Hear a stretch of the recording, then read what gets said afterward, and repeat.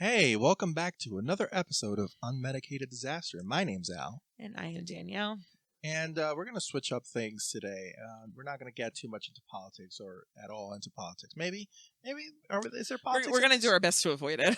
So instead of talking about politics, we're going to talk about religion and how God has disappointed me once again. I mean, I feel like everybody's God disappointed pretty much everybody in this situation we're going to discuss. Gore's not the only one. Gore the God Butcher is not the only one that got disappointed by gods. But I digress. Basically, what that says is, if you didn't pick it up, we just got out of seeing Thor: Love and Thunder. sure did. So we figured we would jump in and share our thoughts right after seeing the movie. Just saw it once, very first show of the day. So we will, just like we did with Doctor Strange, if you haven't seen that video or listened to that episode, I will make sure they are linked for you. So we'll give you our thoughts on now the latest little chapter in the Marvel Cinematic Universe. Pretty much. And this is your last warning. This is a spoiler warning, so if you haven't seen the movie yet, probably don't listen. Unless you don't care, then by all means.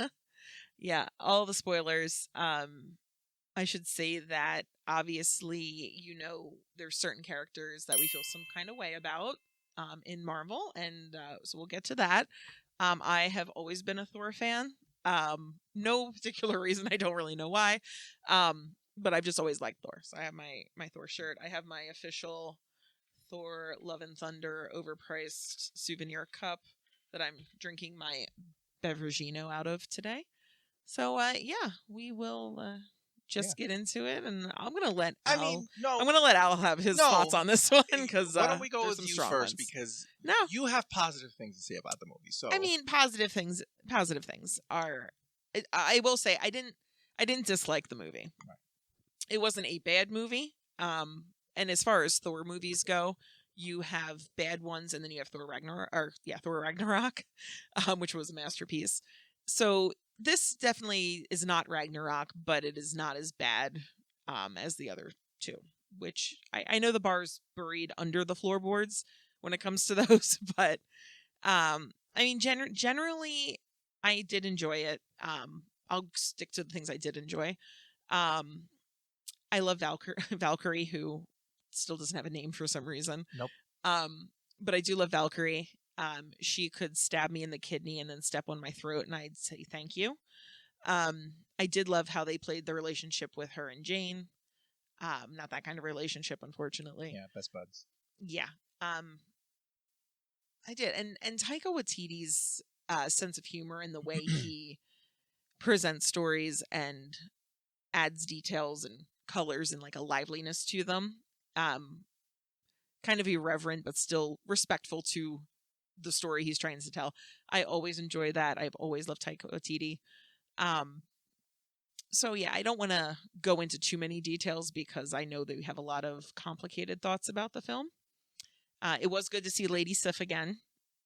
Yes. My OG Lady Badass. That was nice to see. I wish they would have kind of explained, like, I know you brought up, where the hell was she during Ragnarok? Other than saying Jamie Alexander had a scheduling conflict. So I do wish there was some explanation there, but I digress. What? Oh, yes. Sif. Yeah, Lady Sif. Yeah. I thought you said some other name, but you're right. Lady Sif. And I did enjoy the goat boat. I would like the goat boat to At first it was good. After a while it's just like I used to have goats. So like I appreciate a good goat cameo. And it did make me chuckle because that's where they kind of want Thor to be, as like a lighthearted kind of thing. And they were telling a story that wasn't at all lighthearted. So having those moments, it was, there were some moments that were pretty cringy, but I did shamelessly love the goat boat. So, it is what it is. But I think the rest of our thoughts are a little more complicated. And even if there are other things I liked, I feel like bringing them up in the conversation is probably going to better serve this audience. Sure. So Al, like Danielle, I too, I didn't hate it. Right?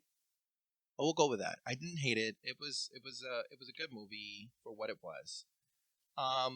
they did obviously try to, and I don't know if this is a Taika Waititi thing or what, but he did try to step away a bit from the comics. It's probably an understanding. I mean, I feel like when it comes to that sort of thing, and I agree with a lot of the criticism because you know what, we talked about it before we did this. Yes. But that's Marvel. Marvel is going to give them a certain point of freedom when it comes to direction or whatever. Mm-hmm. But as far as character storylines, whatever, that's all Kevin Feige. That's all Marvel as a business. And it's kind of like these directors, not just Taika, but anybody has to kind of deal the hand they're play the hand they're dealt. Right. So, but yeah, unfortunately, I was disappointed, and as good of an opportunity as Marvel had to introduce Beta Ray Bill, unfortunately, they didn't. Yeah, it was. Here's the thing. I went into the movie theater knowing I was going to get disappointed. That's pretty much it. I knew I was going to get disappointed, and I said I'm going to see it anyways. But I feel like we talked about immediately when the movie was over when we're still in the theater.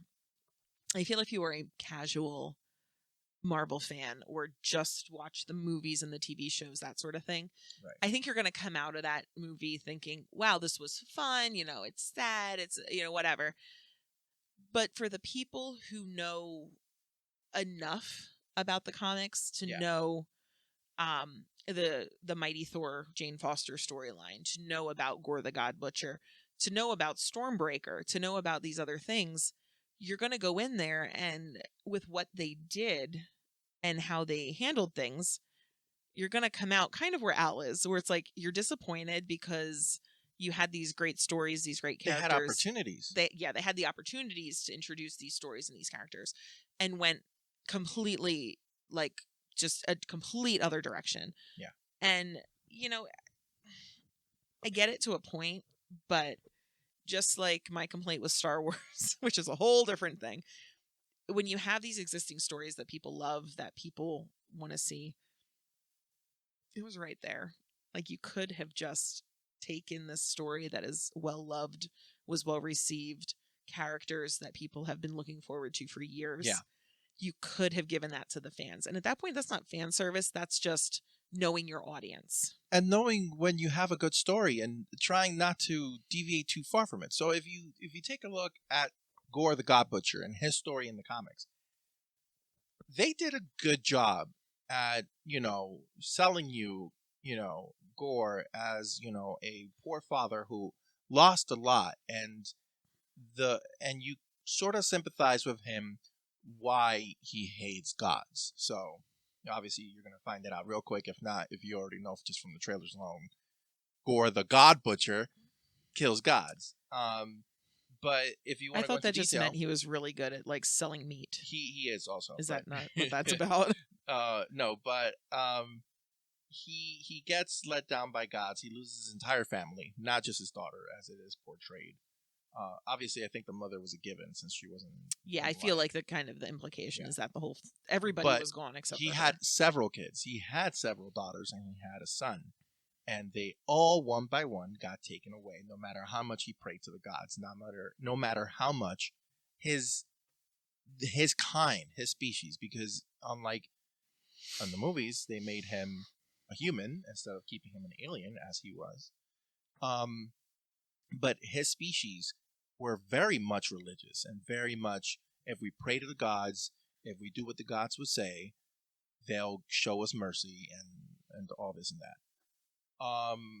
And of course, the weapon that he had also was changed. Now, I get the reason why it was changed. He also brought it up as well, because obviously Sony right now currently holds. Yeah, to clarify for anybody who doesn't know, and again, spoilers, the weapon essentially that Gore had was a symbiote, like Venom, would be. Pretty obvious reasons why Marvel could not go that route. However, I mean, I feel like they could have talked to Sony since they brought Venom in at the end of the last Spider-Man movie. And the way there's a scene there where Gore in the beginning of the movie where Gore just, becomes the God Butcher and he cuts his hand on the weapon, and the part of the weapon kind of goes inside of him in a Yes. very Venom-esque kind of Yes. way. Yes. So I don't know if they're alluding to something or if it was just kind of a nod to people who knew what the weapon was supposed to be. I think it comes down to like, hey, Cool. it's a, you know, Yeah, it's a sword. you know what it is, Like, you know. yeah, no, it's supposed to be like Venom. So, Right. but I feel like we would be remiss if we don't just mention now the movie felt incredibly rushed. Super rushed. So a lot of our complaints are going to be, well, why didn't they explain this or why did they do this or that? Yeah.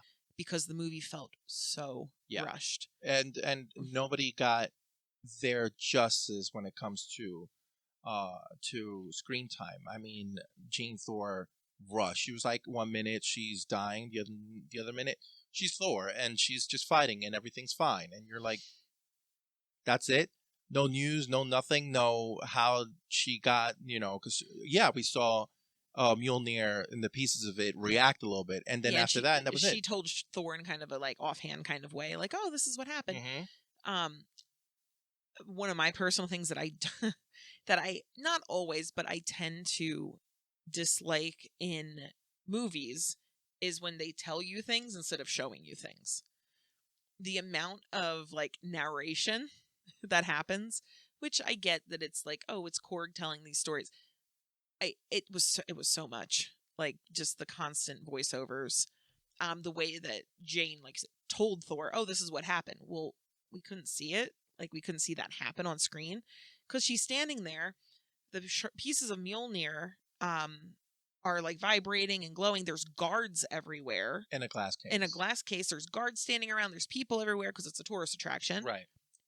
And then nothing. Like I would have loved to see how those people would have reacted to those pieces of Mjolnir coming out of that case and Jane like getting the, and I feel like we were almost like kind of robbed of that. We were 100%. Yeah. It wasn't kind of, we were robbed off of that because I was expecting some big change. Oh my God, someone else. Yeah, I wanted to see like how are the guards going to react? Yeah. Like I want to see Natalie Portman have that moment, where she lifts Mjolnir for the first time, and we didn't get that. Nope. And I don't understand why. And she's a good actor too. She can pull off a lot of things. Oh, yeah. Natalie Portman she's amazing known for how well she acts. Why they took that away from her, I'm not sure. And I don't understand why it was so rushed. It kind of gave me like last season Game of Thrones vibes. Yeah, it did. And I don't know if that was, again, Taika's choice to make a shorter film or if Marvel said, no, we want to keep it to this kind of time. Right. Or Marvel saying, well, we're going to like fill in the gaps with some TV shows, which would piss me off if that's what it turns out to be. Yeah, I kind of wouldn't know. Like, Taika Waititi, send us a word. Like, is this you or is this Marvel not letting you be creative? Because yeah, it was weird because there were obviously some very creative choices. Right. So like, why did you have to keep the movie so short? Yeah, I don't know. Another thing that also, like, there wasn't even, like, okay, if you're not going to do big things, at least do small little, like, pat on the backs or something just to give the audience or at least, a big part of the fandom when it came to, her assistant, her Darcy. Last we saw her, she was in WandaVision. She had to do a whole bunch of shit during WandaVision. And you're going to catch up and you're not going to say anything. You're just going to be like, hey, yeah, I'm just here for, vibes. I'm here for backup and that's it. She did mention like the Viking space magic or whatever term they used. Like, you're going to play that card. So I don't know if she just kind of came in to put it out there that it was something Jane had considered. But again, I would have liked to see more Darcy. Like, did Jane, being as weak as she is with cancer, did she really travel to Norway by herself? She couldn't have brought Darcy. Like, I would pay at least $5 to see Valkyrie and Darcy interacting. At least $5. An argument could be made for 10. So I'm not rich, so that's all you're getting from me. Yeah. But yeah, no, the movie was rushed. Everything seemed to be basically on high pursuit, trying to get to the finish line. Like half, like I think it was halftime in the movie, or less than half. I guess it was halftime, where they got to Gore and his little dark planet, and I was like, wow, we're already here. Like, here's a big battle. Here you go. Yeah, it definitely felt rushed. And I feel like that's kind of the general takeaway is this felt very rushed. Yeah. And it felt rushed because we wanted to see more. It wasn't that it was bad, we're grateful it's over. No, there were things that I think if you gave it a little bit more time, it could have taken okay, this was, it was okay, to like a really great movie. The whole thing with the gods and their little god city thing there. Again, I feel like it felt like they spent more time on doing a flashy introduction for Zeus than they did on like actual story point. Like you're trying to tell me that nobody noticed Korg walking in like wearing a cloak. Like there was nothing. They walked in, and then like yeah, we did get a fight there and everything, but I just was left with wanting more. There was a lot of that throughout the entire movie, just kind of wanting to explain something, like at least. And I think they hinted at Bast, the god from yeah, she was there. Yeah, she was there, but she's the goddess, I guess, from Wakanda. But there was a seat left open right next to her. Yeah, so are they implying that other god was killed? Or, and perhaps it has something to do with the next evil villain, I guess, or just villain in general in Wakanda Forever, which they did, I think, announce. Who it's like almost like Poseidon, but not really, or something like that. Namor, the Submariner. Yeah. I don't know if he has anything to do with that. Is he not a villain though? Right? I think he is. I'm not sure. I don't think he's a villain. Oh, because he's the guy from Atlantis. Yeah, so he's going to be introduced in Wakanda Forever. We still don't know who the hell is supposed to be taking up the mantle for T'Challa. T'Challa. Which we're bringing this up because we did not get a Black Panther trailer. Oh yeah, we were really hopeful. You weren't getting no trailer. But with the God scene, I feel like it's gonna probably piss off a lot of good Christian folk, because the resounding theme that kind of goes through the story is how gods just don't care. They literally don't care. Sure. And there was a Jesus dig about the carpenter guy when they were in the God City, which I appreciated.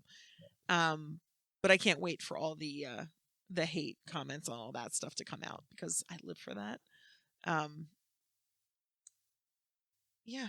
I feel like they could have even had a little more cameos in there, just like looking through the gods. I mean, you just had Moon Knight in there, which was all about gods, and you're going to tell me that you couldn't throw one god in there? Yeah, like Khonshu couldn't just be sitting. And maybe he was, because, I mean, we've only seen it this one time. Right. Like, we haven't combed through everything and, seen what was there. Something. But that was the thing. I was almost waiting for those moments. Like, I know people like, oh, you don't need all these cameos. Yeah, but this would have been a great time to have some cameos.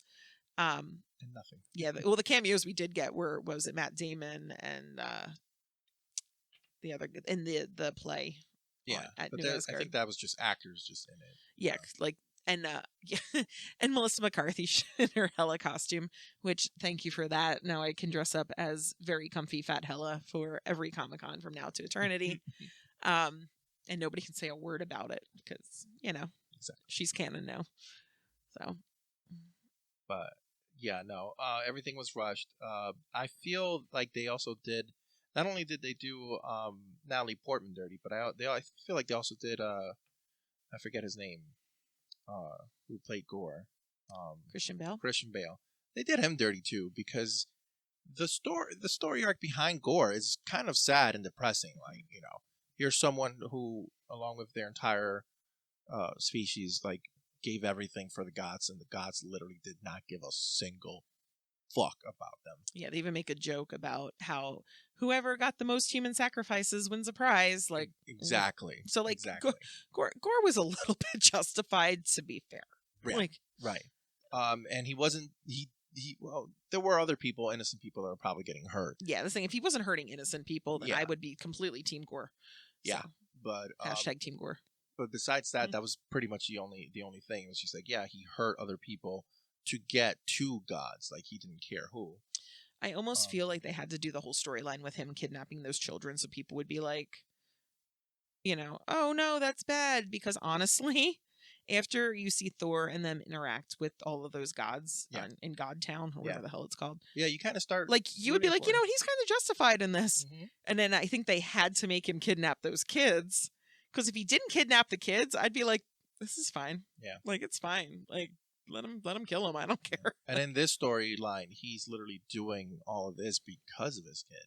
Mm-hmm. Which brings us to the ending, because he did all this for his daughter. It did seem kind of rushed, and I don't know. I feel like someone like him, someone with that much anger, someone who's like, no, I'm doing this to teach you guys a lesson, considering he only, according to Zeus, only took down, like, apparently, minor gods that didn't really mean anything.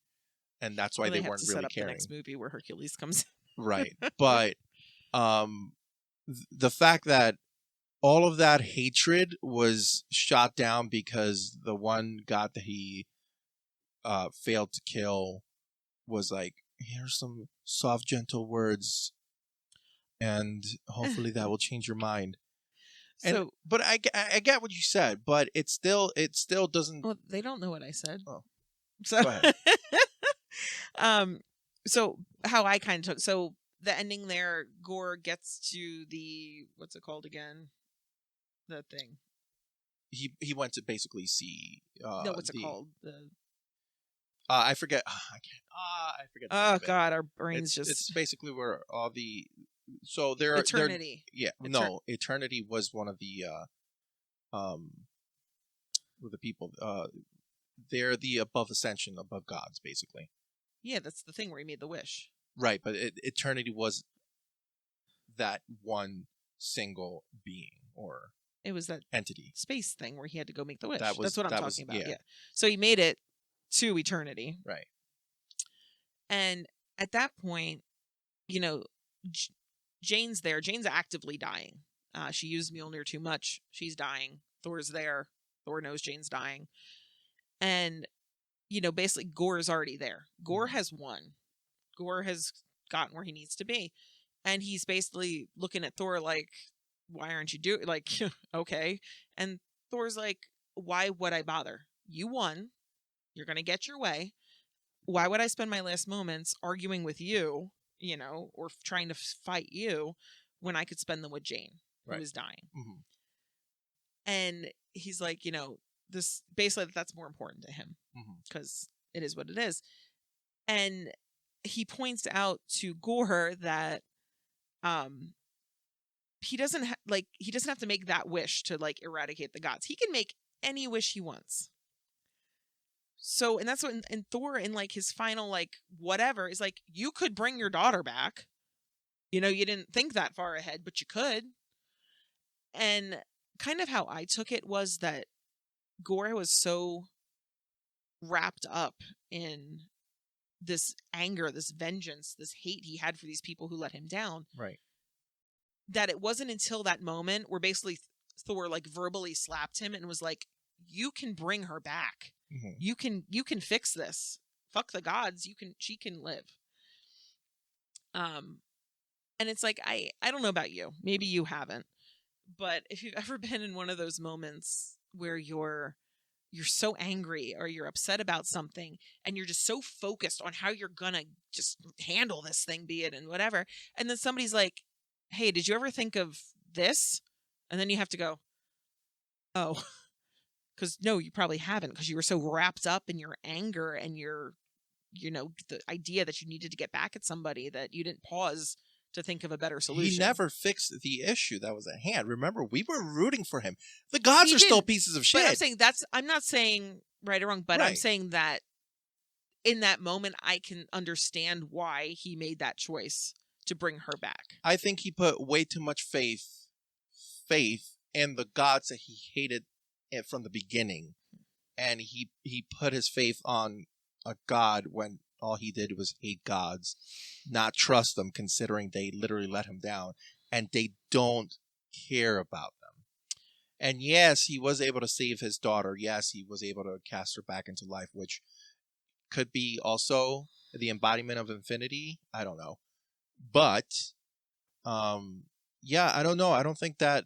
I feel like again it was rushed. Like Oh, it was incredibly had you rushed. given me a like more like that inner struggle, more that Thor using words instead of fighting, because that's all Thor did from the very beginning. I He fought him. I think at that ending probably would have worked better if Jane was the one doing the talking.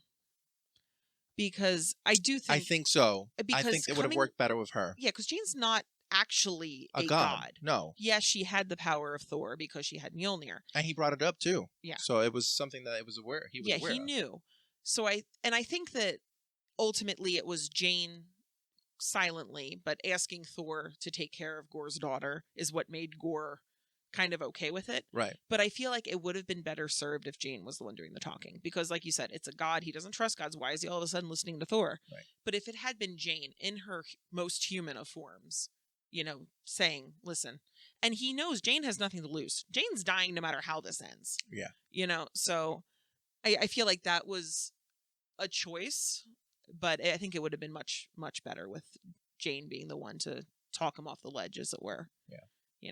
In her frustration. I wish he would have like kidnapped Jane and had a speech with Jane, like over several speeches instead of like, him kidnapping the kids. That was just, the kid. I firmly 100% believe they only made him kidnap those kids so we wouldn't like root for him, because nobody wants to see the kids get murdered. Yeah.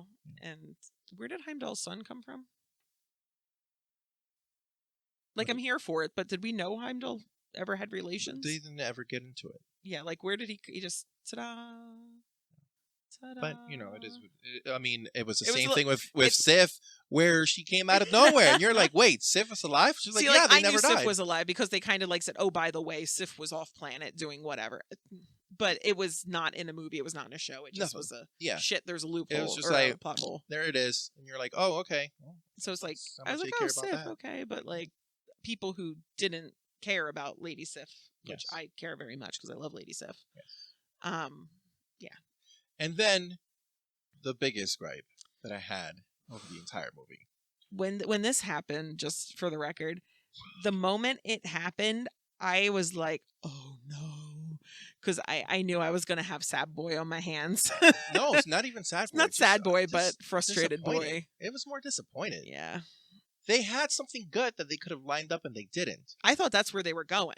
And not just me. There are other people. Like if you look up on YouTube. There's plenty of people. Yeah. That, these people that like dedicate their entire thing to Marvel and all these movies were like, maybe we might get to see Beta Ray Bill. And I was just like, please God. Yeah, honestly, when I realized Thor had Mjolnir, I thought that's where we were headed. Mm-hmm. But yeah, no. So, Jane Foster died. And her. Yeah. And obviously, which they never explained why Mjolnir just came back together for her and not for anybody else. It was just like, no explanation. But whatever, Mjolnir's back. It's cracked, but it's back. And I was like, okay, well, maybe now they're going to be able to give the mantle of Stormbreaker over to the one that it was meant for. Like, that was made for him. That was Odin. Odin said that. Odin was like, I'm going to give you this fucking thing because you deserve it and you're worthy. And Thor gives it to a child. And you're like, what? This is Marvel, this was the way you wanted to go? I could feel like my eye was twitching. Coming off of you. Twitching, I tell you. I was just like, oh, I was man. That meme of the Simpsons kid where it's like, I'm in danger. Yeah. Like, yeah. They gave Stormbreaker to a child. And don't get me wrong. Listen, I don't care about, genders. This isn't a gender thing. Had they kept the original line where Gorr had a son and the son was the one that, he was able to save or whatever, I still would have been equally as pissed. Why give it to a child? Especially a powered child, because she has powers. Yeah. Like, she don't need that. She does not need Stormbreaker. It just, I don't know. None of it made sense towards the end. I was just like, why would you do this? Like, you had a perfect opportunity there to introduce, Beta Ray Bill, who will also later on, if they decide to go this direction, they might, change it now. Who knows? Everything's up in the air. Where they can introduce, the Fantastic Four and introduce them over into the rest of the MCU universe through, the Silver Surfer and Beta Ray Bill. But clearly they're not going in that direction. So who knows? Maybe they will. I mean, I've kind of stopped hoping at this point, considering what they did. Like, had they, okay, you know what? Had Thor just kept both weapons, okay, whatever, fine, fine. Cheat on Stormbreaker with Jonathan. It's still an option. But the fact that it was handed over to a child is what kind of like it came out of nowhere is kind of the situation there. Yeah. I honestly thought he was gonna give her over to, Valkyrie so she and the rest of the town can grow her up and save environment I thought families and stuff, but nope. Yeah, and I get, he made the promise to take care of the kid, but it just I don't know. And I guess maybe it's wrong with me. I guess maybe the argument could be that Marvel's trying to bring in younger people so they can keep them in the characters longer. Because, X-23 would be another good example if they're going to bring that into the MCU. But I feel like when it comes to a character like Beta Ray Bill, like, I don't know how well anybody who's watching this as video can tell, Beta Ray Bill isn't human. No. Like, that head's gonna have to be CGI'd. Yeah. So you could still bring in a young actor to play Beta Ray Bill. Well, they're not gonna do that.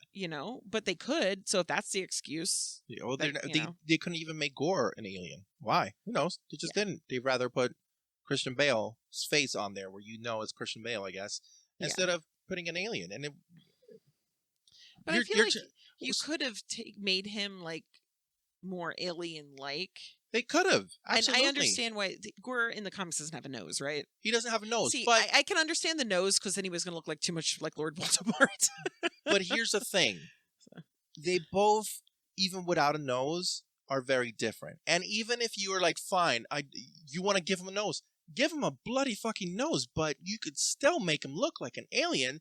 They didn't even bother. Yeah. They were just like, he has marks on his face. Cool. Like, there wasn't even a tentacle attached to that man. I know they're not really tentacles, but no. And on top of that, he even had he was born with a I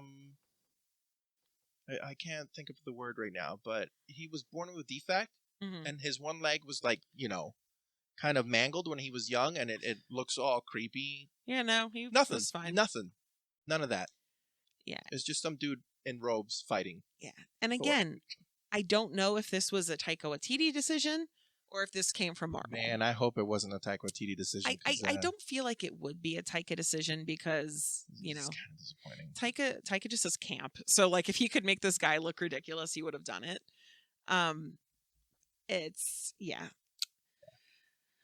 So that's my 2 cents in it. Is it a great movie? I wouldn't necessarily call it great. But was it for what it is? What was shown, the humor behind it. It was good. The humor was good. I will say it is a hate crime against the LGBT community. That shot of Valkyrie licking her sword did not make it into the final cut of the movie. Now, what's up with that, man? That is inappropriate, and I'm offended. Even for anybody who's not LGBTQ, like I wouldn't mind seeing that. Yeah, no, we claim Valkyrie's ours. Okay, I still want to see her licking a sword. I mean, yeah. God bless that woman. Anyway, but if you stay for the what are they called? Mid-credits, yeah, post-credits. The mid-credits, post-credits, whatever you want to call the credits. You get to see Hercules, which is whatever. Yeah, who's playing that? Am I supposed to know? Some guy, some beefy man in panties. Yeah, some dude got the role for Hercules. Good for him. I hope he does well. He's gonna be another meaty man, like we need more of those. Yeah, more men for the male gaze. That's another conversation. Yeah. I did appreciate that they did let Jane go to Valhalla. Because Yes. that's a nice. It's just a nice touch, for us sentimental bitches out here. Mhm. I did think it was interesting that we didn't get a Loki anywhere. There was not one Loki spotting. I was thinking that we were going to get at least, okay, they're going to Valhalla. Is Loki going to pop up? Like, are we going to get any Loki? No, because Not- Loki's stuck somewhere. Yeah, so that's kind of in that because he's not He's technically not dead. he's not in Valhalla. So yeah, He's technically not dead. He's in an alternate universe. yeah, Or a separate, no, not ultimate universe. It's a time in a thing. different timeline. Yeah. And the big question is, now that nobody's in charge of the timeline, is he going to be able to get back to his original timeline where he's Find out in Loki season 2. Yeah, he shows up and I'm dead again. Oh boy. Yeah, some moments from the Korg voiceovers were funny, like the whole thing being Melissa's mom and his dad and his brother and then his brother and then his brother again. Like I did laugh at that. Like there were like some I said, moments. there were good moments like that. Things that oh god. I'm not going to get too deep into this, but I absolutely fucking hated the stuff with the Guardians of the Galaxy. I didn't like it. I feel like it was wholly unnecessary. I feel also like a lot of it was just quite mean-spirited. You know what? Like, had they cut it off, had they be like, hey, we have to go this way, but you're going to go in your own way, and then we'll meet up again later. Sure, cool, yeah, bye. It just, boom. It stretched. I feel like they could have taken more time for the story if the Guardians of the Galaxy weren't, at the first part. Yeah, it felt very unnecessary and like it was solely there to set up something for the next Guardians movie. But was it though? But like it felt because like it we already know what's going to happen in the next Guardian movie. Yeah, it just didn't feel like it belonged there. Is what I'm saying. Like unless it has didn't. something to do with that. Yeah. I feel like it was very drawn out and frankly mean-spirited and unnecessary. Yeah. And I don't know if you're trying to make people dislike the Guardians. Like I don't feel like that would be something you want to do, but we were kind of it's a different director. Yeah, we were kind of hyped up like, oh, the Guardians are going to be there. We're going to see this stuff. And you really didn't. They just kind of they did a little bit of That's all they were, taking time. Yeah, it just ate up unnecessary time and like, oh look, there's some cool visuals, great, but they could have spent that time, on literally anything else. Yeah, with Jane Foster, anything. Yeah, literally anything else. It just felt so unnecessary. Yeah. Like you could have just had Korg do his little voiceover, like, oh, he was with this and then that. But no, we got this huge drawn out thing. The only good thing to come out of the Guardians being there was the fact that Thor got the goats. That was it. They didn't even need the Guardians for that. No, he could have just gotten goats somewhere. They could have been like grazing in New Asgard. I do want an infinity cone though. That made me laugh really hard. And I'm going to need that to be a featured ice cream instead of like this weird macaroni and cheese and Grey Poupon crap they have going around. Yeah. Which means I'm absolutely getting ice cream after this too, by the way. Was there anything else you liked about it? No, pretty much that's it. As I stated in the beginning, Gore wasn't the only one that was disappointed by the gods or Marvel gods or whatever. So, I just felt they had a really good opportunity and they let it slip right past them. So yeah, I genuinely thought that they were setting it up when when Thor had Mjolnir again. I was like, Stormbreaker is just hanging out. It's maybe not this movie, but then look at this. It's gonna sit there, and then we're gonna get. And then he's like, "Hello, small child, have Stormbreaker." And I was like, "Are you fucking kidding me right now?" What my concern, and we had this conversation earlier, is that they kind of paid homage to Beta Ray Bill and Thor Ragnarok, and then they were like, "That's it." Well, I mean, that could be what they're doing, but I mean, there's been other situations where they've like teased something, but then it does show up, movies later. So, unfortunately, we do have to wait and see. So, do we recommend that you go watch the movie? Yeah, it was a good movie. It's enjoyable. Oh, what's up? Something else I did actually enjoy was the whole thing with the kids when they do get to Gore at the end. It was definitely silly, but when Thor bestowed the kids with the power and they all had like their little like whatever and were just like kicking the shit out of the little shadow monsters. Yeah. Some girls like with a stuffed animal, and it was very reminiscent of the Bucky and Rocket moment on the battlefield where Bucky picks up Rocket and spins him in a circle and he's just shooting Yeah. things. It's a kid with a stuffed animal doing the same thing. And I was like, oh, that's cute. And the girl with her little magic fairy wand just slicing people apart. It was stupid, but you know what? It gave me a giggle. And the fact that they turned all these scared little children into just like murderous beasts, just slicing shit apart. Not pushing the thought aside that he put a whole bunch of kids that he was supposed to go save into battle, but he was kind of. Well, they were hanging back, and that he knew that he could easily take them out because they all had the power of Thor. So, and him and Jane made easy work of those things earlier in the film. So I think he knew they were pretty safe. Oh, I hope so, because hey, I sent your kid off to battle. He didn't make it. Sorry. Whoopsies. I gave him help. I thought that would be enough. I mean, they didn't stand a chance until Thor got there anyway. So I mean, you lose one, it's not a big deal. It's fine. That's fine. It's a game of averages. But yeah. You going with your closing there? You can close it. No, you were going. I just wanted to get another thing about the stupid kids. So yeah, do we recommend the movie? Yeah, go ahead. We'll get some laughs. You'll probably appreciate something of it. Go get a cute Mighty Thor cup with a collectible keychain full of beverage. While it still lasts, I guess. Well, quantities are limited. Yeah. And yeah. So I'm just disappointed. So Al needs to go sit with this for a while because I mean, I went into it. Like I said, I love Thor. I like the idea that we were bringing in the Jane Foster Mighty Thor. I love Valkyrie.